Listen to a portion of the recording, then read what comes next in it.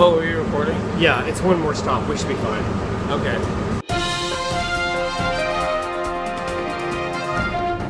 Hi, we're gonna make this really short and sweet because they just called our gate for the last call. We're at Shakespeare in the Park, the public theater. We're about to see Much Ado About Nothing. We just rushed up here from a lovely backyard barbecue party, and I sure hope that this is Much Ado About Something. Yes, we're excited to see Rob, and also Hamish Link. Letter in Much Ado About Nothing. My breath is out. We'll see you at Your breath intermission. is out of what? I'm out of gonna breath. run to the washroom. Me Get too. A beer. Can we get beer? Get me, washroom. If you couldn't tell by my demeanor, I was not in the mood for Shakespeare. I was not in the mood to be in the park. I was in the mood to be eating delicious barbecue in my friend's backyard. Status update, loving this. They haven't completely timberfied this.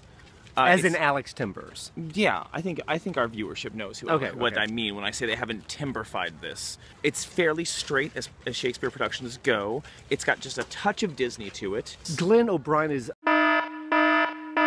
taking the approach of a Judd Apatow film almost. This could be a rom-com. Basically the story is there's two couples, one couple, there's schemes and plans to break them up, and there's another couple with schemes and plans to get them together. Yeah. Basically, it is a rom-com. It really is probably the first actually. rom-com. Yeah. Hamish is really playing up the modern sensibility. Oh, I'm seeing him do stuff that I've seen him do on New Adventures of Old Christine. Yeah. He's hamming it up in a very David Schwimmer 2.0 sitcom-y sort of way. We've seen a ton of Shakespeare lately, and usually you have to have a gimmick, either a one-man show of Macbeth. I got so worried, and then I realized we were outside of the theater when you uttered the when I said Macbeth. This sort of lies in between the two. It's not totally a traditional take on Shakespeare, but it's not a modern sensibility. It's definitely not. This is a crowd pleaser. I think it's a very Disneyfication of Shakespeare. I'm sort of on the fence. Wow! Yeah.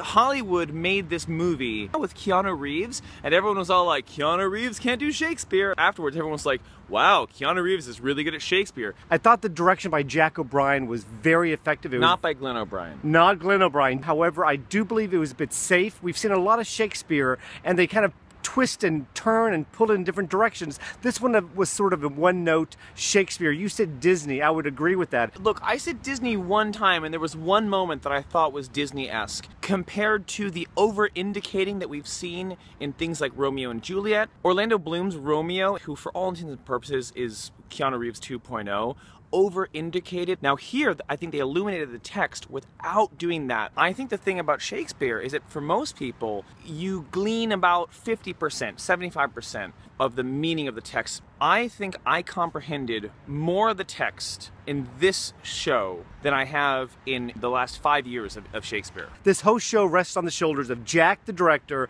Hamish, and Lily. Without those three, I think this show I would have been. Well, yeah, because you wouldn't have two leads and no director. I had a good time. Was it earth-shattering? No. Were you not entertained? I was entertained. Did you not get like a little bit like weepy when the lovers were all like, oh, we're in love? Okay, you sold me. 2 green lights for Much Ado About Nothing at the Delacorte Theater.